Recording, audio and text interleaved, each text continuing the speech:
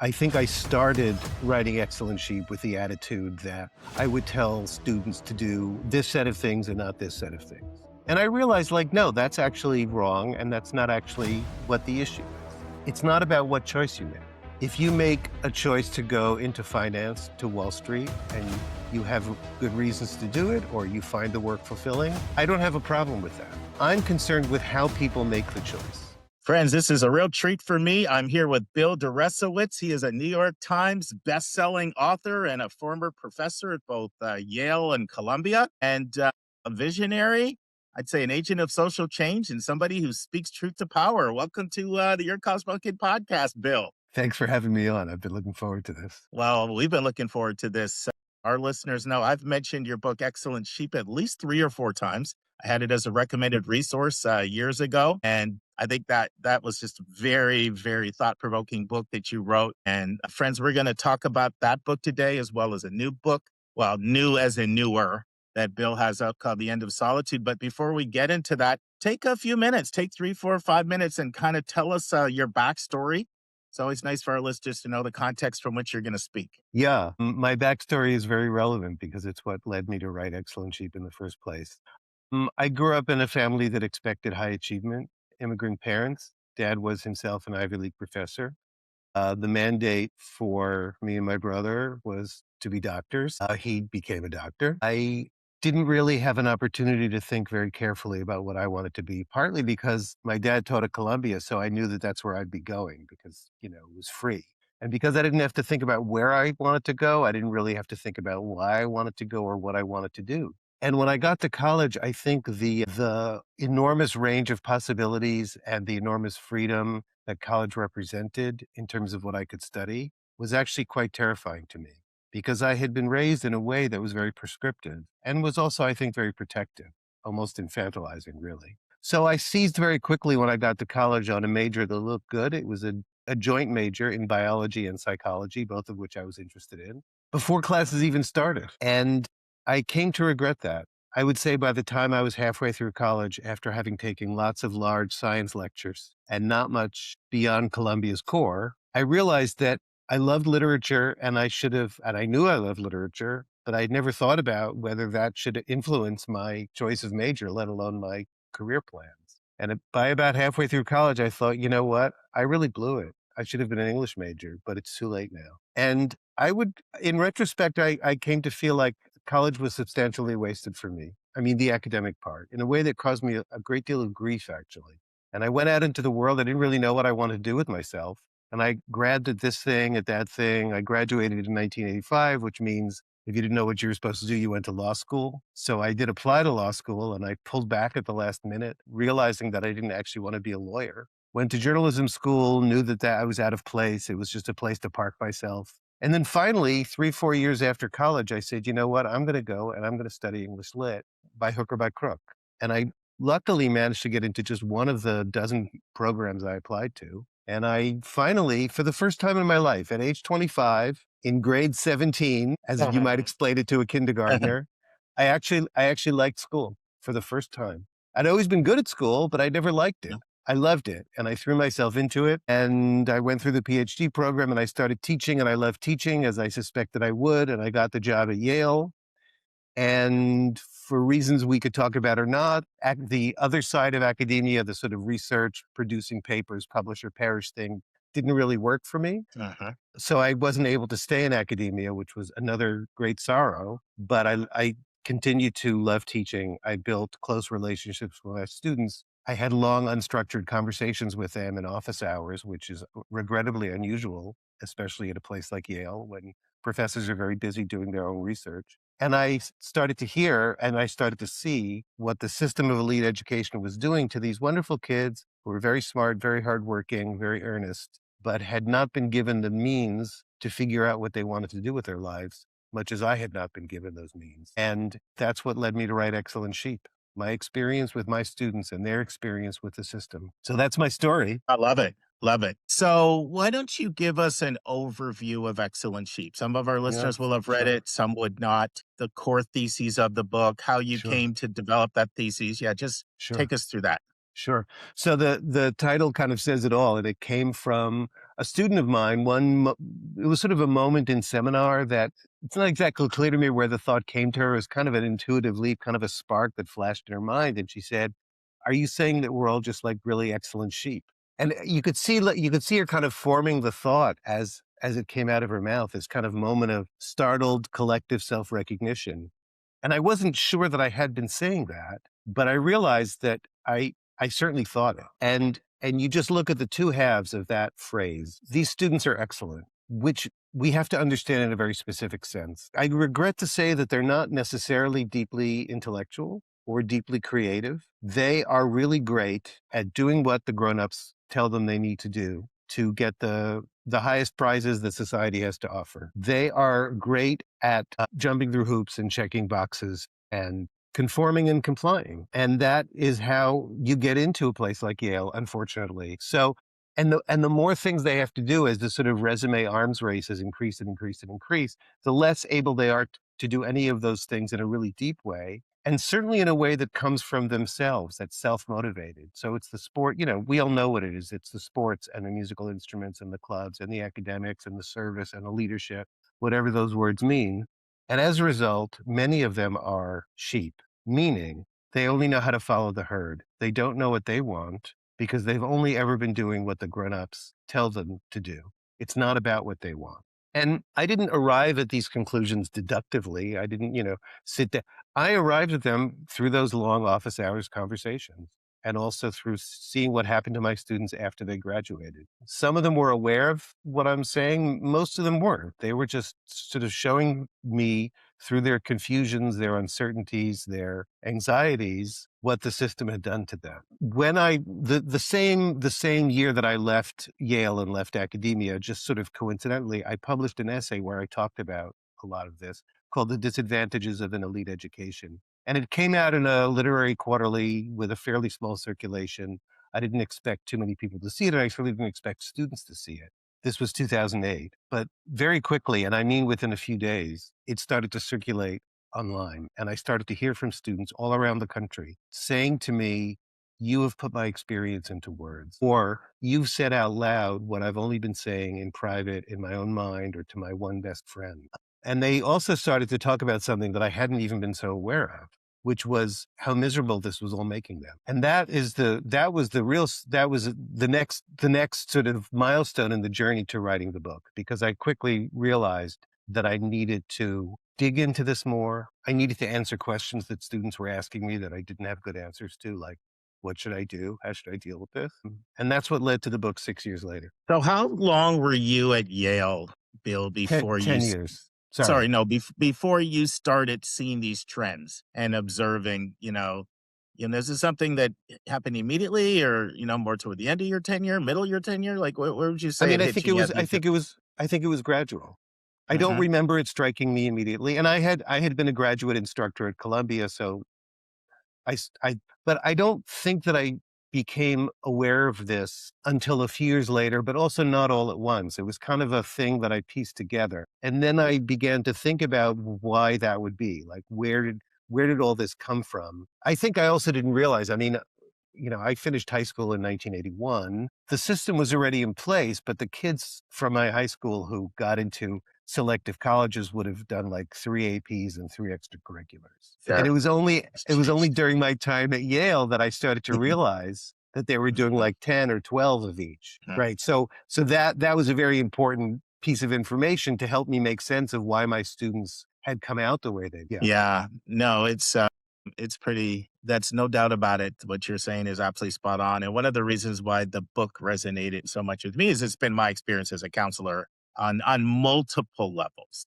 So I can speak more recently, my best friend other than my brother, we grew up together, highly educated Princeton undergrad, Harvard Law.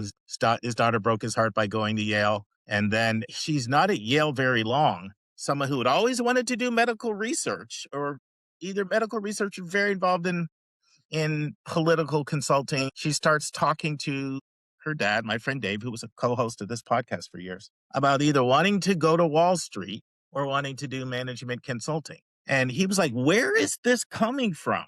So there's a little snippet. I also, over the years, have followed up and done Zoom calls with my students who fit that profile and went off to Ivy League schools and all of a sudden went to Wall Street, and people that wanted to do all kinds of very different things before. I've seen it go both ways. I've seen some love it, but I've seen quite a few not like it, not like the grind, but feel like they're stuck because they start making a certain amount of money and get used to a certain lifestyle. And they feel like they can't go back either from a lifestyle standpoint or cachet standpoint. I've seen a fair number of that. Of course, I work with people. I work with people who are in those roles and who do love it. I don't want to be pejorative and make it sound like it's one size fits all. It's different strokes for different folks. We've had Evan Mandry on the podcast, and if you haven't met Evan, I feel like I'm very serious. Like I'll give you guys $100 to go have a lunch together because Evan wrote the book Poison Ivy: How Elite Colleges Divide Us, and then came up. We've had him on twice. He also had an article in the Atlantic about how more than 50 of graduates of the most selective schools are now going into either management consulting, corporate law, or Wall Street. And what happened to engines of social mobility. And I just don't believe that more than 50% of people should go into those three professions. And he talks a lot about the system and how it forces you into conformity. So I've heard it from my students, from past students, from friends. Even now, I'm working with a client who to Stanford and felt sort of pressured into that role while Wall Street got there and absolutely hated it, but felt like there were pressures within the system that were making her feel like that's what she needed to do. So tell me, what are those pressures? Where do they come from? And how are they so effective? Right. So I should say you made me realize that another thing that happened gradually while I was at Yale, right, was that my students would graduate, and especially because early on you mostly teach freshmen, at least in my department. So it took a few years, right, and they would Mhm. get to the end of college, not really know what they wanted to do, and then then I would see them a few years later. They're either floundering around or exactly what you just said. Finance, consulting, law, medicine was sort of a fourth. I would say that now, of course, the other big one is tech, right? Sure. And I'm not even sure that law is as important as it used to be. They call this And career medicine has funneling, dropped off too. and A medicine lot has of dropped people off now too. look at medicine and say that That's they're not correct. making enough money. That's Yeah. exactly right. Tech has really distorted things even more as finance and consulting started to distort them a long time ago. Huh. They call this career funneling. Mhm. These are the destinations that the herds are going to. It's a tremendous waste of our collective human capital and the resources we've put into these kids, but it's also like a waste of their own talents and, dare I say, lives, insofar as so many of them really don't feel fulfilled, don't feel like this is the right work for them. So, how do they end up with that? How does a kid who's never heard of management consulting, when they get to campus, within a semester, is already talking about how they need to, they're going to be a management consultant, and that means they need to get a certain internship before their senior year, which means they need to get a certain one before their junior year, and they're joining the consulting club. Like, this is a thing now. In fact, there are even rival consulting clubs at elite campuses. Well, social pressure, peer pressure. This is sort of the word around the campfire. This is what you need to do. But also a couple of other things. One of the things I realized about all of these fields, including law and medicine, insofar as you go from college to graduate school, is that the postgraduate work, especially in the first few years, there's a very striking resemblance to homework. It's just Mhm. more homework, which means that somebody above you, somebody with authority over you, gives you a very hard but very well-defined problem that you go off and solve. It's a spreadsheet or it's a legal brief or whatever it is. So it's something that kids know how to do. Another thing, especially with consulting, this is even how the consultancies sell themselves, but also with some of the other fields, is that you continue to leave your options open, which, when you're told that you can be anything you want, and to a certain extent you can be, maybe not anything you want, but a heck of a lot of things, if you're a really smart, high achieving kid who goes to an elite school, you don't want to limit those options. You want to continue to dwell in a situation where you can do lots of different things. You want to delay that moment of decision.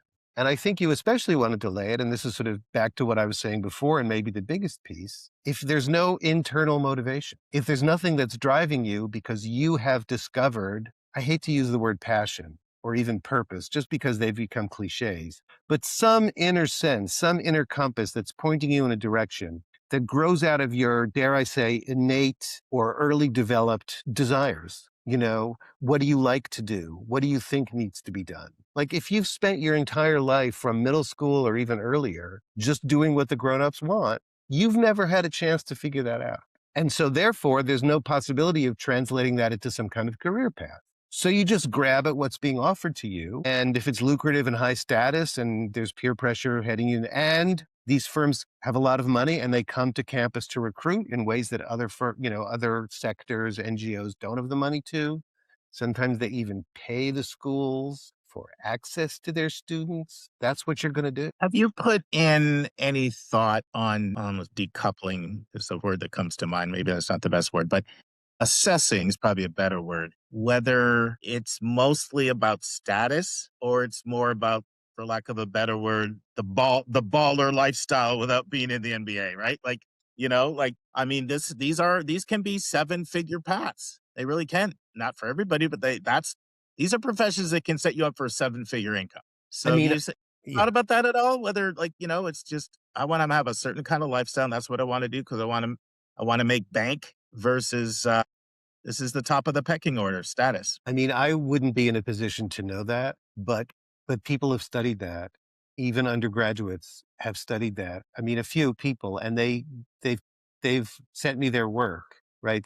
They'll sometimes they'll interview me in the course of their work, and Mhm, what they will tend to say is that it's less about being wealthy per se, although mhm. wealth is especially certainly linked with status, Sure. and it has more to do with the things that I've been talking about, this desire not to limit your options, this lack of kind of an internal drive in another direction, and this kind of I'm not even sure if peer pressure is exactly the right term because no one's pressuring you exactly, although if you major in anthropology or English, your friends might make fun of you, which is kind of sad. It's just the norm. It's just like what you're supposed to do.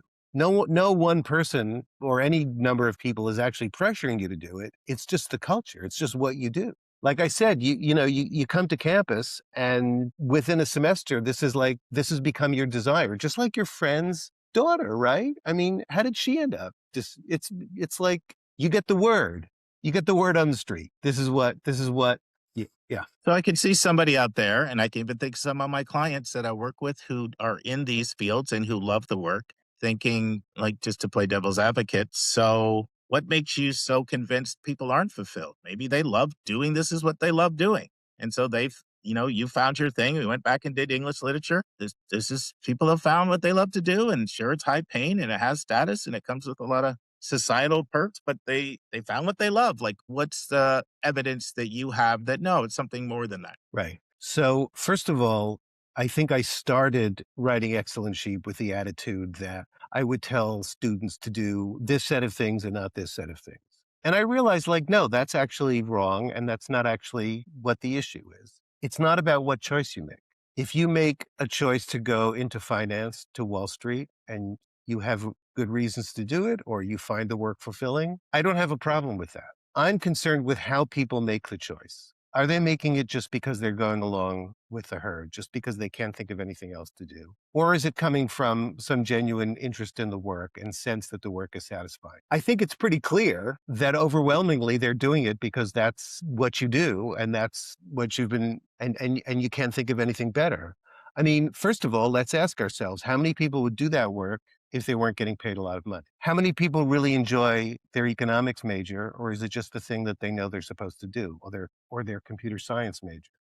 And then there's the anecdotal evidence. I also had students come back and say, "I'm really miserable, but I've gotten addicted to the money," or "I'm miserable and I just sit there thinking about my next vacation." I also think there have been studies. I haven't seen anything about consulting, but I think there have been surveys of people in finance and in law and in medicine, and they're not happy. They're very high rates of depression, divorce, drug addiction, and just people saying that they are not happy with it. Yeah, it's a tricky thing to talk about because I mean, I work with a lot of lawyers and a lot of doctors. I just do a lot of double doctors, double lawyers, double dentists, because at that age, that's when you meet somebody a lot of times and you have something in common. So they get married. And there certainly are, some that are very fulfilled, especially in the doctor profession, although a lot of changes going on now with managed care and, the corporatization. I'd say a much higher level of frustration now than a decade ago or 15 years ago with the changes. But like just literally last week, I was talking to a doctor in Texas who said, I absolutely love what I do. So I slept 3 hours last night, which is crazy, but it's because I love what I do. I just love it. I love it. So it's hard sometimes when you talk about this because, you have to be able to capture the nuance, right? There are people, and certainly I'd say I have a sizable number of attorneys that are not happy, but I also have a sizable number that are very, very happy and love what they do. So, it's tricky sort of communicating without to strike that balance between Okay, yes, we're yes. not saying that these professions are bad. There's also another person that says, it's because I make what I make that I'm able to support the philanthropic causes that I support, and I get great joy out of supporting the philanthropic causes that I support. And so I just want to make sure that we're talking about all angles of this thing. Is that Sure. fair? Look, it's absolutely fair. I would say that medicine is a little different than the other four things because Yeah. it has clear social benefit. I think some aspects of being a lawyer, some roles in the legal profession have clear social benefit that I think, and I'm not saying it in a moral sense, I think it can contribute to job satisfaction. I think if it's about making money so that I can do something with my money that gives me a lot of satisfaction, that's also completely legitimate. I'm not here to judge. I'm here to ask. And this is what I say to students, high school students, college students who are jumping through these hoops. First of all, is this working for you? How do you feel about the life that you're leading? Like maybe you do have a really clear goal. You're studying engineering because you love engineering or you want to do, I don't know, so, so environmental engineering. And so you just have to get through these really hard courses and you don't, and therefore you don't find yourself being miserable. You don't find that this is pointless and aimless. Great, great. Don't listen to me. Don't trust me. Don't believe me. Consult your own feelings, your own experience. Is this kind of life working for you? And then in terms of career choice, medicine, law, whatever, I would say again, why are you choosing to go into these fields? If you're doing it because you can see some fulfillment that you're going to get out of it, whatever that might mean, I'm interested in the work. I feel like it's going to be of benefit to others. I feel like the money I'm going to make is going to help me support a family, support my parents, whatever. Again, good. But are you doing it as I almost went to law school because you can't think of anything else to do? Bill, to what extent have you been able to talk to the powers that be at places like Yale or administrations and challenge them? Like, what are we doing to produce such, sort of homogenous thinking, monolithic behavior, like groupthink? Like, what are we doing? We pride ourselves on saying we believe in duality and we believe in this interdisciplinary education and the whole liberal arts vision of thinking critically and being exposed to all kinds of different people. Like, if you think of what you're describing about Yale, it's actually the opposite of the way what Yale sort of says it's all about and what it claims to be and how it recruits students. Have you had any conversations with them? Like, what is our role and what can we do to counteract this? And if so, what have you heard? I have had no I conversations with the powers that be. Yeah. Insofar as they know of my existence at all, they don't want to hear about this. I have gotten some pretty angry, dismissive, uncomfortable feedback. But I have spoken at many, many schools, including all of the Ivy League schools and many elite liberal arts colleges and other elite universities. The people who invite me are not the president of the university. They are faculty, maybe the rare faculty that's really committed to undergraduate teaching who wants this message to be delivered to their students.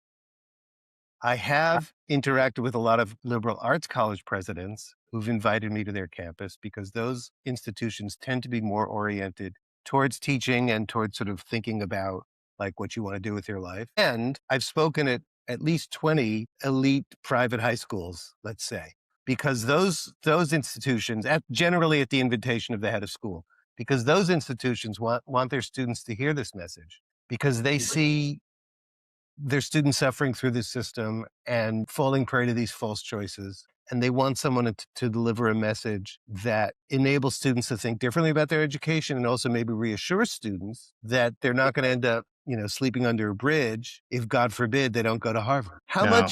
How much that affects, how much that really changes the picture? I can't say. My goal is to try to help individual students and individual parents open up, sort of take a breath and kind of open up their sense of possibility. Well, let's go there. So you're speaking to mostly parents of high school students, although our survey shows 31% of our our parents also have a kid in college. Maybe the oldest is in college and then the second or third kid is in high school. You're speaking to a lot of college counselors as well. And knowing our listeners, there are a lot of them who would be thinking, I don't want my kid in an unfulfilling job. They want them to be comfortable. They don't want them in an unfulfilling job or profession or livelihood. Who wants that 10, 12 hours a day for 35, 40 years? Nobody wants that. So I could see a lot of them thinking, how can I avoid my kid falling into this trap?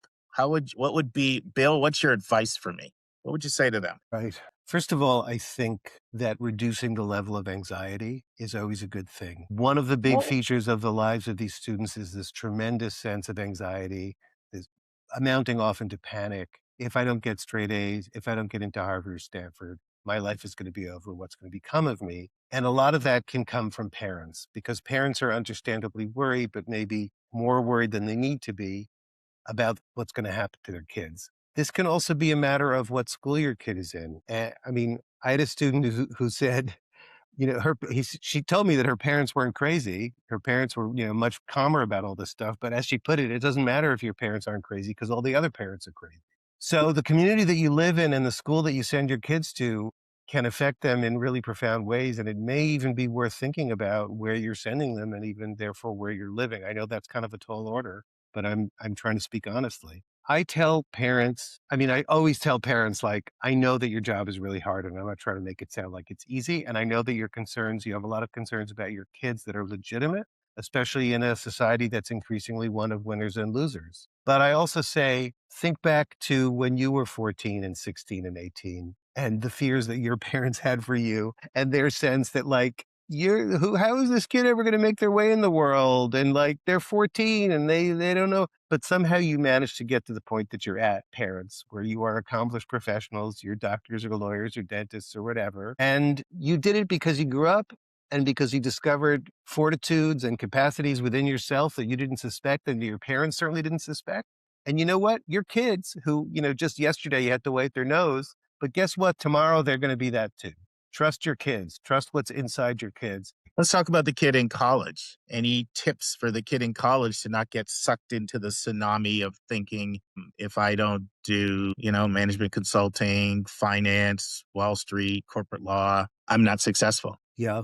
I think it's hard to be a kid in one of these colleges, in one of these selective colleges where everyone is heading in one of three or four or five directions. And I think that it can be lonely to be sitting there and in the privacy of your own mind, feeling dissatisfied with all of this, feeling like, why am I here? What am I supposed to do? I would say, and I know this is easier said than done. I would say, do what you can to resist the pressures that are coming at you from your peers. You don't have to do what people tell you you're supposed to do. You are allowed to take courses just because you're interested in them. You're allowed to major in things that are not supposedly the things that are going to bring you this life of status and wealth, but that you are drawn to. College is a wonderful opportunity. I know you've heard that a million times, but you have to take control of it, right? This is the thing. Like, I'm not really critical of these schools necessarily as educational institutions. They all offer, tremendous, like great teachers and great courses and all kinds of resources. The problem is that this mentality that we've been talking about so often prevents students from taking advantage of all of that stuff. And here you are, and I don't want to increase people's anxiety, but here you are, and this is like your shot. Like, you're not going to be in college again. And it's so often the case that when people are 30 or 40 or 50, they say, oh, I wish I could have studied this. I wish I had done college differently when I had the chance. Like, you have the chance now. And you shouldn't let these anxieties that I think are ultimately false deprive you of that. I mean, another thing I say to kids at selective schools is like, the world isn't fair, but you are actually on the good side of the world's unfairness. Like, you're going to come out of this selective school with all kinds of possibilities for your life that other kids aren't going to have. Like, just graduating from the school that you're in is going to give you all kinds of advantages. And that's not really fair, but it is reality. So you don't need to worry so much. Am I majoring in this? Am I majoring in that? Like, you're probably going to be fine because you're going to the school. So take advantage of it. Not taking advantage of it isn't going to mean that you don't have these privileges. You're going to have them anyway. Friends, hopefully you're enjoying our new YouTube channel. If you're finding this interview interesting and helpful, share it with somebody else, click the bell notification. You'll get notified when we have new videos that drop, and comment below in the comment section and subscribe, because we're going to have a series of a number of thought leaders of the world of education, and Bill Deresiewicz, which is just the first one on our new YouTube channel. Bill, is there anything else kind of on the topic of excellent sheep that we haven't said that you want to address? Yeah, let me just say one more thing that I like to say to students. You are not responsible to other people for your choices in life. Not caring what other people think about your choices is a superpower. You don't have to Yep. answer to other people. You don't have to make other people happy. So don't worry about the judgments of your peers, the people around you, what you think your friends' parents are going to say when they see you back at home and they're wondering what happened to you. Like, this is your life to live. Care less about what other people think. I think that's important. And I think it's important that we give people permission to do that. I feel like I've been doing that for 26 years, but I also have come to realize how hard that is, because for years in my mind, it was just stop the group think. The world actually doesn't work the way you think it does. So if you can emancipate yourself from that kind of thinking, you'll find out, I'm a big believer that most individuals themselves control their destiny by doing things like being hard workers and being resilient and having grit and having good communication skills and having integrity and networking and doing something you love and something you're good at. But I've come to realize how hard that message is, because the way it feels to a teen and even a parent, quite honestly, is it feels like lack of respect. And as human beings, we clamor and crave respect. So it feels like if I take this path, I don't get respect. And if I take this path, I get respect. So what I find is helpful is to sort of get out of the echo chamber. Like in a college kid, I'd say go study abroad. Maybe you'll meet new people. Join a club and have a peer group that's completely different than what you ever thought you would. Parents, have that person who took the non traditional background, Uncle Bob or someone at work, have them over for dinner, go to a restaurant with them and expose your kid to someone who took a non traditional path, is doing something different. You're probably familiar with Frank Bruni's book, Where You'll Go Is Not Who You'll Be. Oftentimes I'll have my kids read that because they need to get emancipated from that thinking. Because so Yes. often I find that the angst from parents and peers is over the idea of, if I don't do this path, I sort of go along a B trajectory for a career, not an A trajectory. Yeah.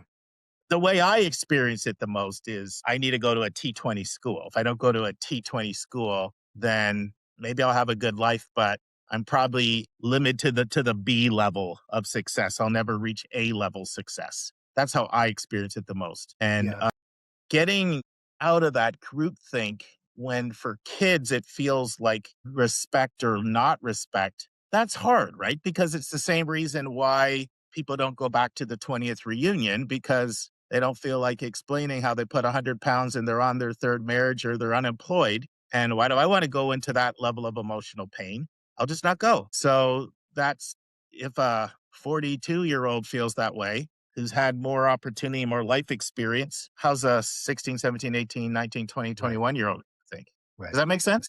It makes perfect sense, and I lived some of this. I mean, when I talked about, like, going home, it was actually, like, for my big brother's wedding, and, like, I was, like, 10 years out of high school, and I was just starting graduate school practically, and my friends' parents, my childhood friends' parents were like, what happened to this guy? He was supposedly so smart." And, that really, I mean, it really is painful, and you really feel judged, and my parents also, like, "What's gonna become of this kid?" And they were long stretches of time in my 20s when they were very disappointed with me, and that's all really hard to deal with. I don't wanna pretend that it isn't hard to deal with, but what I've learned and what I've seen with other people is that if you play the status game, you first of all, you can never win because there's always somebody above you, and there's always somebody looking down on you, or you think they're looking down on you, and there's always somewhere higher that you can go, and you can never get out of it, right? There's no sort of it never stops until you decide,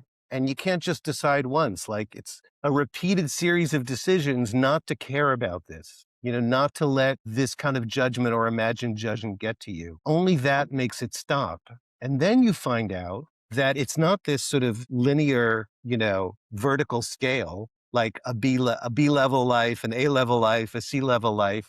That's not really what the world is, or it isn't what it has to be. It's this tremendous horizontal variety of possible paths. So what I'm getting to is like the thing that happens when you step outside of that logic is you discover your life isn't You're A like or B or C. Your life is like, especially like in your 20s and early 30s, is this can be this wonderful series of surprises. Like I can do this. Oh, I have this ability that I didn't realize I have. I can literally go to this place or be with these people that nothing in my background has ever prepared me to believe that I could do. And I don't know anything about, but it's this amazing experience and it's sending me in a completely new direction.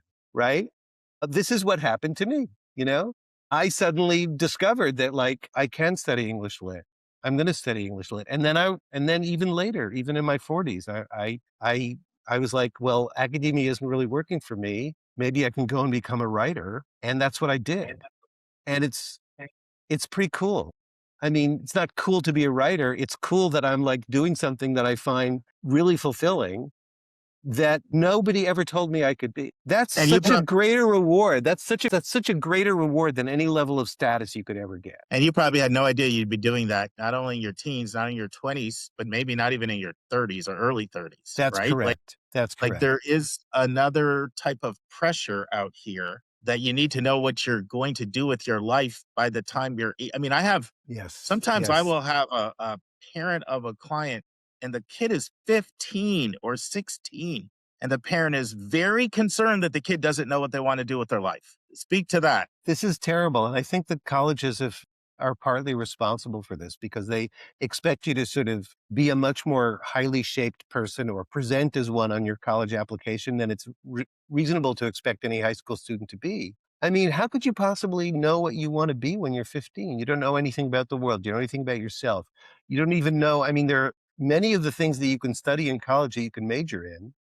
You can't be exposed to even in high school, right? So how would you even know that that's possible? I think it's terribly, terribly detrimental. And I think that parents, I mean, I suspect that parents do this again because they're worried about their kids. They want it's the reason I decided the week I got to college what I was going to study because the uncertainty was frightening to me.